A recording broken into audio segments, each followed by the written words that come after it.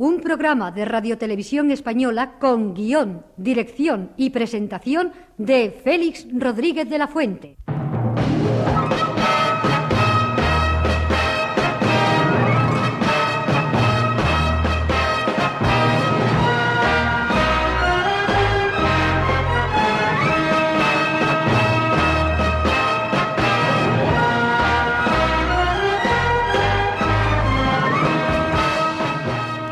Realización, Herminio Verdú.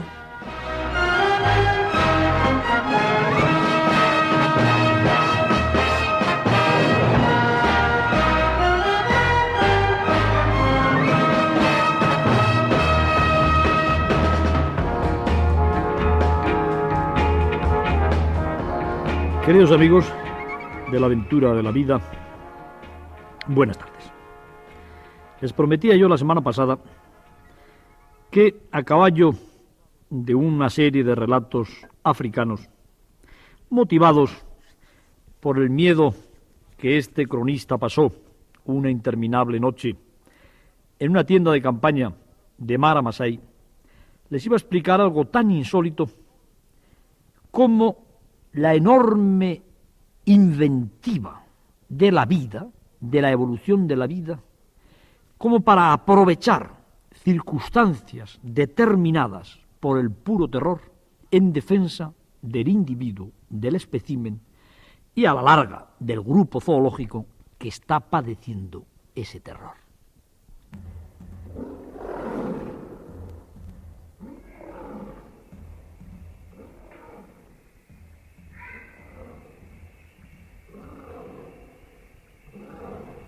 Notaba yo, en la negra noche de mi tienda de campaña, notaba yo, después de haber escuchado con todo detenimiento como el melómano que está tratando de captar el más pequeño de los fallos en la más leve de las notas, todos los latidos del corazón de la noche. Había escuchado el rugido hermoso del león. Estaba esperando que el león que había a la puerta de mi tienda de campaña rugiera también, para contestar a aquellos leones lejanos, porque yo sabía que si rugía mi león es que no estaba cazando, y que por consiguiente yo podía arrancarme del corazón y de las neuronas aquella triste situación mía de animal presa. Estuve escuchando los leves pasos de un chacal que de tarde en tarde ladraba y que se acercaba, atraído seguramente por el olfato, a los alrededores de mi tienda de campaña. Había quizá detectado al señor, a Simba, que estaba cazando.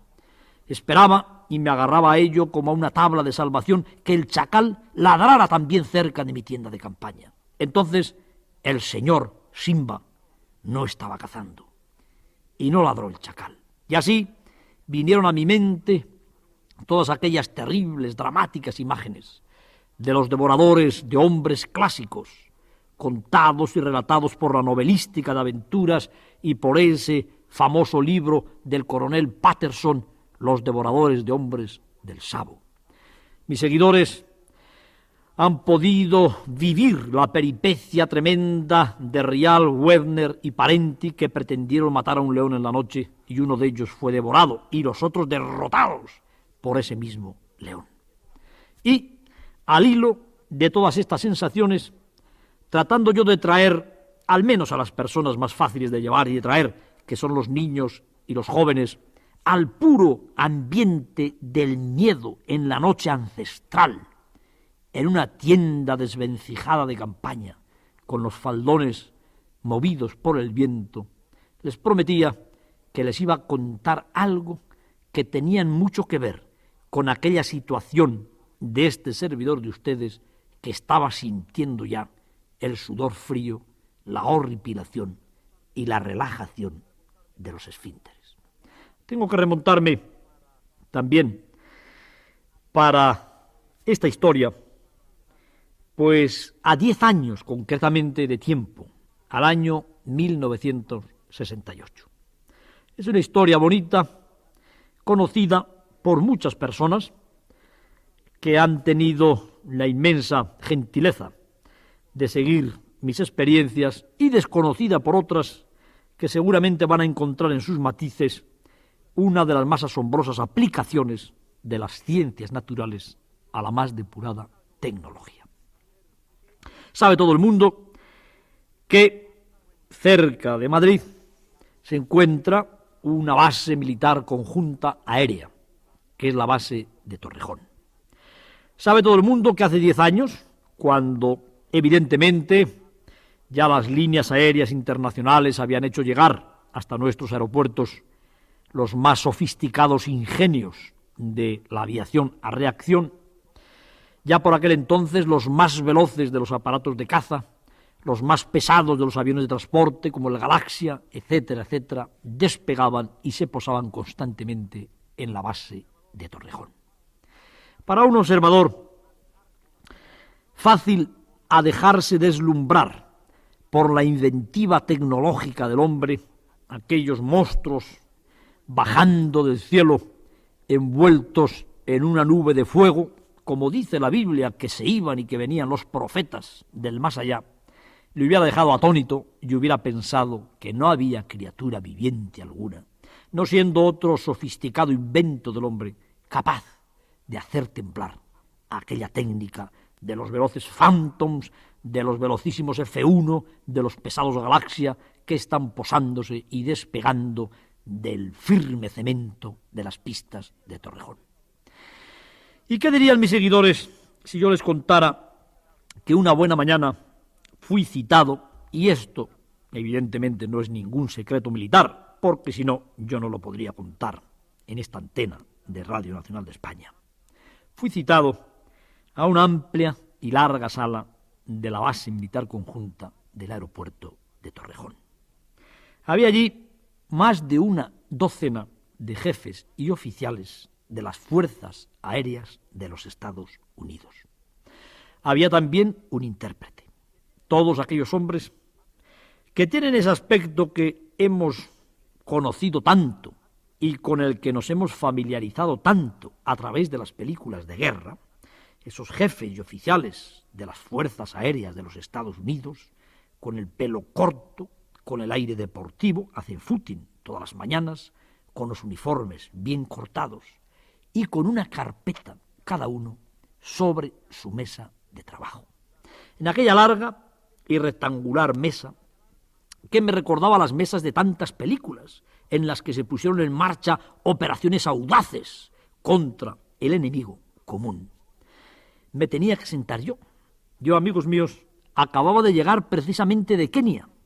Había pasado 3 largos meses en África Oriental, viviendo con un short, con una sahariana, la tez tostada por el sol, la música de la noche africana en mis tímpanos cada atardecer. Y venía pues como de otro mundo, de otra galaxia, y me tropiezo con la galaxia más firmemente humana que uno puede detectar. La gran técnica al servicio de la conquista del aire, del transporte de pasajeros, de una potencial guerra, confrontación, las fuerzas aéreas. Tenía alguna noticia de cuál era la misión que me llevaba a aquella mesa, pero era remota, y no quiero tampoco anticiparla para no destripar la historia a quienes no la conocen en los entresijos de su argumento. Me siento allí y el intérprete, en un castellano perfecto, uno de tantos americanos de habla española, me anticipa que aquella tremenda, perfecta, sofisticadísima, experimentada organización militar del aire tiene un enemigo en la base de Torrejón, un enemigo implacable, un enemigo invencible, un enemigo que les cuesta al año 4 choques de grandes aviones, con aquellos misiles enemigos que por lo pronto han determinado la ruptura total de las turbinas que propulsan al avión y que no tendría nada de particular que ocasionaran la catástrofe inevitable de que uno de aquellos ingenios viniera a caer en las pistas del aeropuerto con su posible carga de queroseno para repostar a los aviones de caza, si era un avión repostador de los que entonces despegaban de Torrejón, o con sus cargas de otro tipo.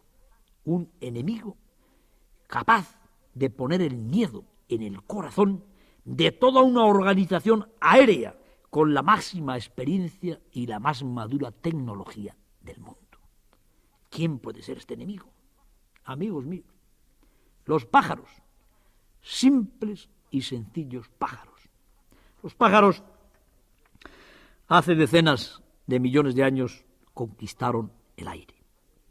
Los pájaros, descendientes de los reptiles, a través del testimonio que ha llegado hasta nuestros atónitos ojos, en las escamas y en las plumas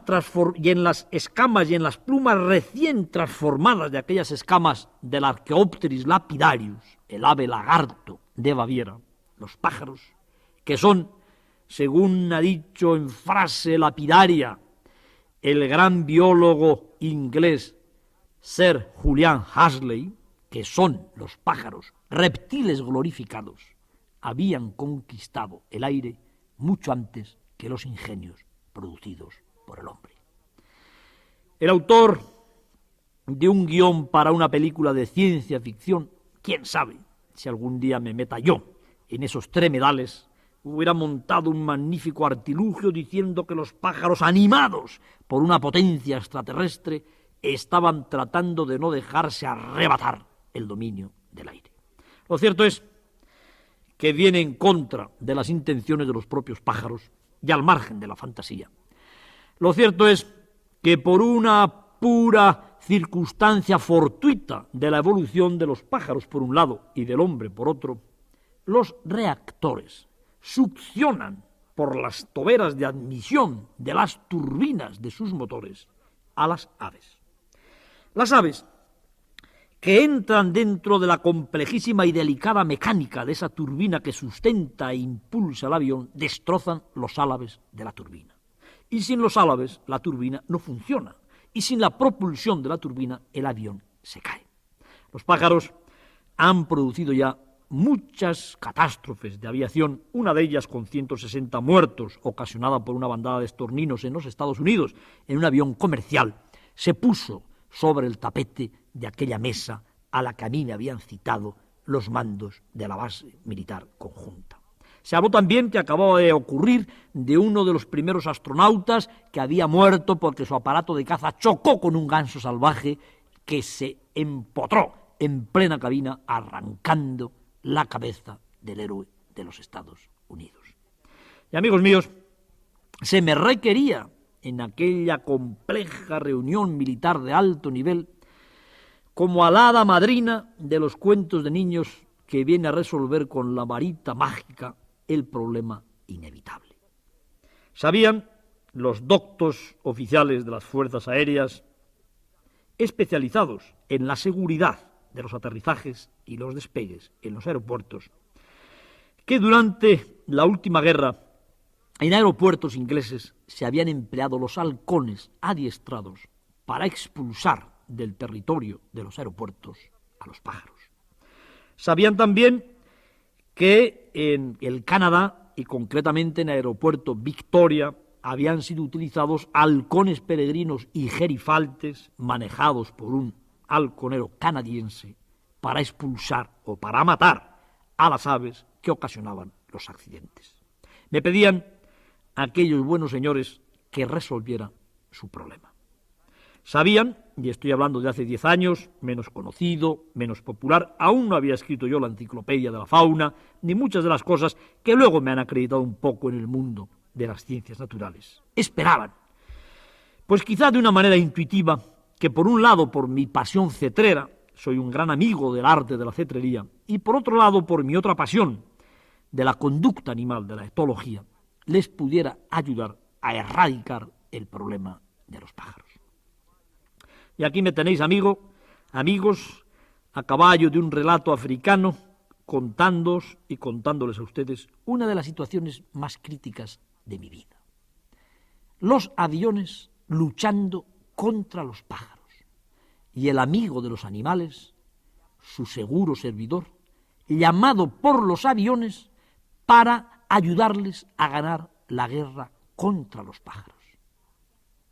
¿Qué hubieras dicho tú, amigo mío, que amas a la naturaleza, que eres ecologista y proteccionista y que adoras a los pájaros. ¿Qué hubieras dicho tú en mi caso? No hay más remedio que ganar la batalla contra los pájaros, en la base, en el aeropuerto. No podemos permitir que los pájaros nos venzan, que nos echen de aquí. Ayúdanos a vencer a tus amigos los pájaros. Yo no sé cuál hubiera sido tu respuesta, querido amigo, niño, joven, ni tampoco sé cuál hubiera sido su respuesta, señor o señora que me oye. Mi respuesta entonces, y seguramente hoy, fue monosilábica. No. Váyanse a otro sitio. Yo no puedo luchar contra mis amigos los pájaros.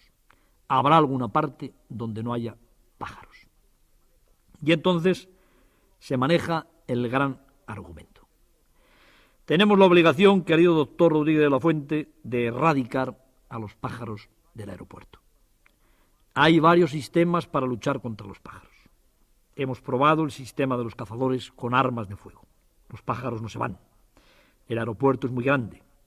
Se levanta una bandada aquí y se posa 1 kilómetro más allá. La pista tiene 3 kilómetros. Por consiguiente, lejos de erradicar los pájaros, nuestros cazadores armados, aunque maten bastantes pájaros, pueden colaborar a ocasionar un choque, un impacto, puesto que mueven los pájaros. Hemos empleado los ultrasonidos que se dice que podían erradicar a los pájaros. Se han habituado también a los ultrasonidos. Nos quedan solamente 2 posibilidades. Su colaboración con sus halcones o un veneno de contacto producido por una empresa suiza que va a matar a todos los pájaros que permanezcan más de 3 horas posados en las praderas del aeropuerto. No podemos dejarnos echar de aquí por los pájaros. Evidentemente, entonces mi respuesta no pudo ser más que una. ¿Cuántas respuestas en la vida vienen determinadas por una ulterior argumentación, por una logística que a uno le aparta de ese pálpito, como dicen en mi pueblo, de esa pulsión, que es la primera respuesta que se da? No. Pero si a pesar de todo, con el empleo de venenos, con cazadores, con ultrasonidos, se va a matar a los pájaros, prefiero expulsar a los pájaros matando el número menor posible de pájaros mediante el empleo de mis halcones. Momento tremendo, dramático, en el que hace 10 años, exactamente en el 1968, me responsabilizo de entrenar un equipo de halcones para tratar de expulsar una población que contamos minuciosamente aquella misma mañana, después de la reunión. Estaba integrada por unos 800 sisones, Otis tetrax científicamente. El sisón es una ave esteparia de 800 gramos aproximadamente de peso, vuelo veloz y rectilíneo parecido al del pato, que vive en las praderas. Encuentra en los aeropuertos calma. En los aeropuertos no hay cazadores. Encuentra en los aeropuertos las pocas praderas naturales que quedan ya, que no hayan sido roturadas por el hombre. Y en ese ambiente de hierbas, de seguridad y de saltamontes que constituyen su alimentación en la época de cría, los sisones se aposentan en los aeropuertos. Tenemos que expulsar los sisones. El sisón es una presa natural del halcón. Pero es una presa que está en el límite de las posibilidades del halcón como cazador. Acabo de contaros que un sisón pesa 800 gramos y es un ave veloz. El halcón pesa lo mismo, 800 gramos o 700, algunos 850. Hay una igualdad de pesos, como en esos combates de boxeo o de lucha en los que resulta imprescindible que ambos contendientes se encuentren en las mismas posibilidades físicas. Por un lado el sisón, por otro lado el halcón. Y me pregunta ahora el amigo que quiere saberlo todo, bueno, Félix, pero ¿por qué? ¿Cómo? Si las armas de fuego sofisticadas, las escopetas repetidoras, como si los ultrasonidos, como tú, con un arma tan primitiva como el halcón, que fue inventada ya en su utilización, no en su esencia, que es posiblemente más antigua que el propio hombre sobre la faz de la tierra, medieval, mediante un arte medieval, fuiste lo suficientemente audaz como para aceptar aquel compromiso. Pues por una razón que te voy a contar, mi querido amigo. Yo creo firmemente en la evolución, no solamente de las formas, sino de las conductas. Por ese simple hecho de ser evolucionista, podría ser ya atacado por multitud de personas que son creacionistas, que no dan a la vida esa antigüedad hermosa que yo la he dado siempre, y que no dan a la vida esos razonamientos y esos presupuestos en los cuales están basados casi todos mis relatos y convicciones, y a caballo de los cuales nos encontramos ahora. Entre paréntesis, recuerdo que una vez estaba haciendo yo un programa de evolución en Televisión Española, hace 7 u 8 años, y me metí en berenjenales, que son no en los que me meto, sino en los que estoy inmerso siempre, los que respiro. Aquel programa fue cortado porque parece ser que no era conveniente ni cómodo que alguien estuviera diciendo a través de la televisión lo que se estudia ya en los primeros cursos del bachiller, que el hombre desciende de antepasados animales que habitaron en nuestro planeta desde hace millones de años. Y entonces un señor me escribió una carta muy curiosa, un señor que tenía mucho que ver con la erradicación de aquel programa, en cuya carta decía que si pretendía yo demostrarles que los hombres descendíamos de los peces. Y yo le contesté diciendo que claro que sí, no solamente de los peces, sino de un grupo determinado de peces que se llaman los crossopterigios, y de los cuales hay todavía algunos representantes, uno de los cuales fue pescado cerca de Madagascar. Tan profundas son mis convicciones evolucionistas. Basado en estas convicciones darwinianas o neodarwinianas, si quieren ustedes que empleemos otra palabra, matizadas por las últimas adquisiciones de la ciencia, a mí me constaba que si los sisones eran presa habitual de los halcones, estas dos especies debieron de evolucionar conjuntamente desde el principio de sus correspondientes actividades. Los halcones como depredadores y los sisones como presuntas presas de esos depredadores. Y a medida que en la mente del halcón se iban desarrollando una serie de centros neuronales en cuya química estaba determinado el hecho de que el halcón, cuando viera aquello que tenía las alas blancas, el cuerpo así y los movimientos asao, desencadenaran el ataque del halcón contra aquello que era su presa y que era el sisón.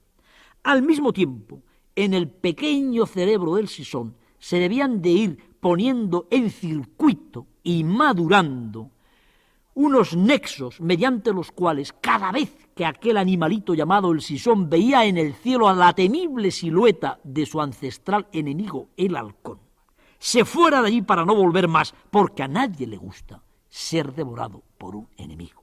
Posiblemente al sisón que veía en el cielo la silueta del halcón le debía pasar lo mismo que a mí me estaba pasando en mi tienda de campaña africana, cuando trataba yo de detectar en la pradera abrasada del estío de Kenia los pasos del león que me iba a devorar.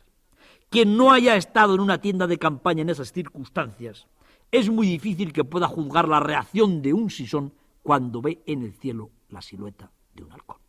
Nos basamos, por consiguiente, en uno de los elementos más elementales y rudimentarios de las ciencias de la conducta: el comportamiento innato, el comportamiento congénito.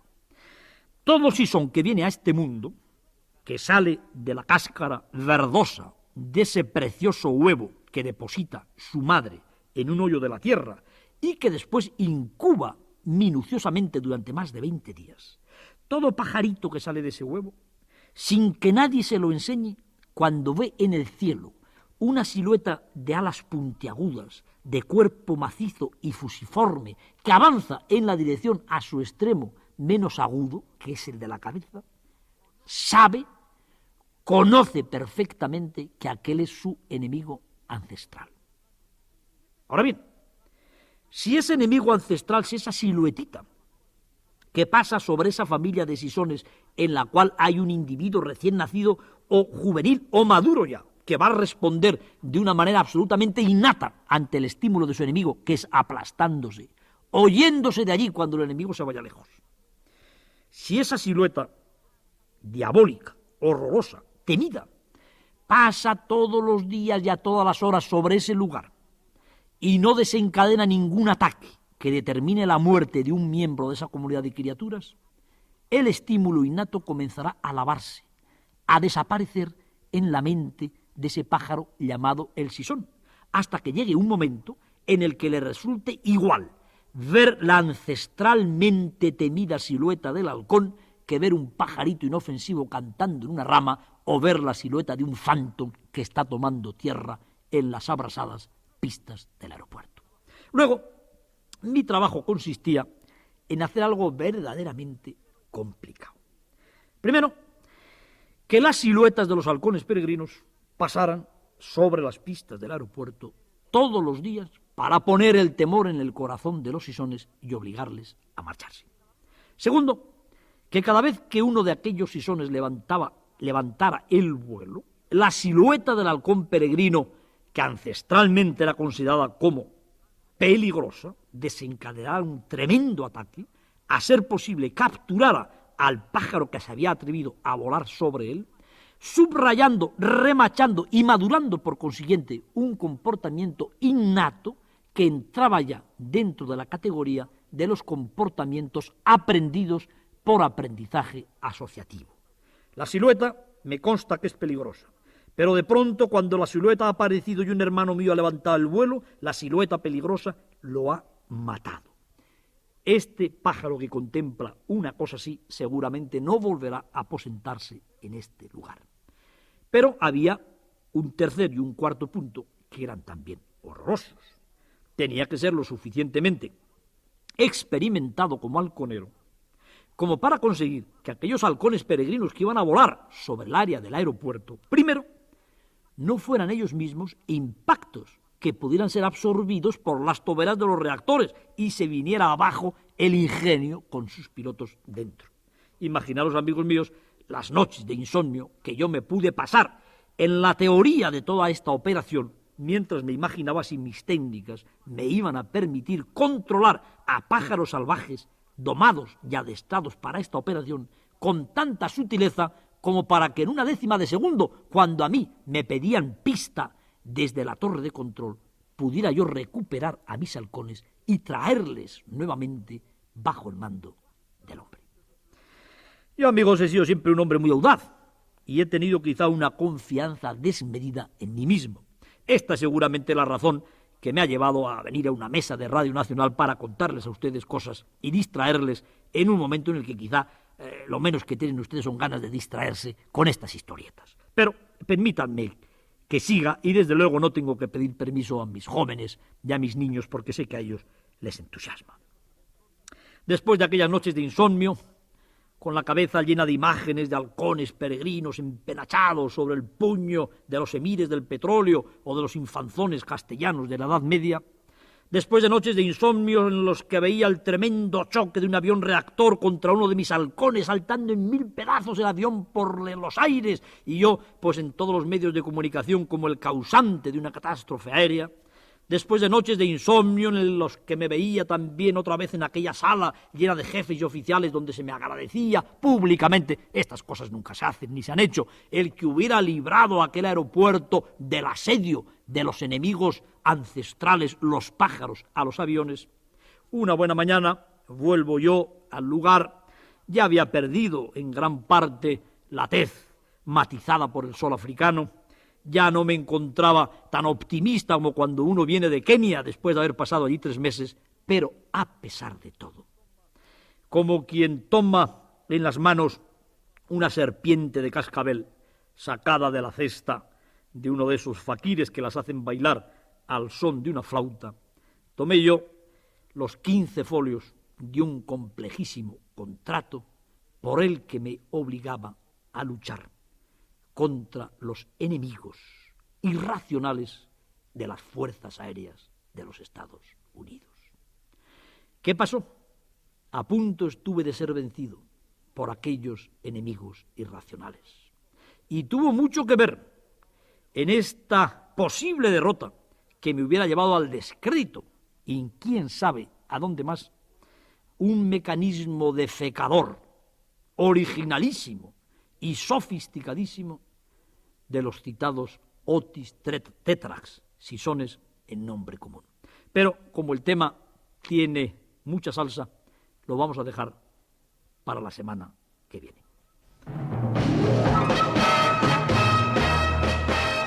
La próxima semana, de nuevo, en su receptor, La aventura de la vida.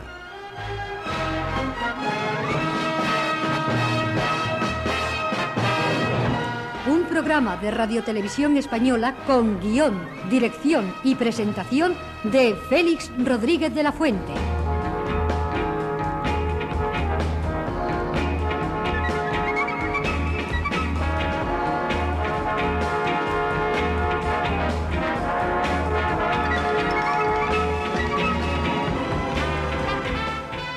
Montaje musical, Eugenio Borrego.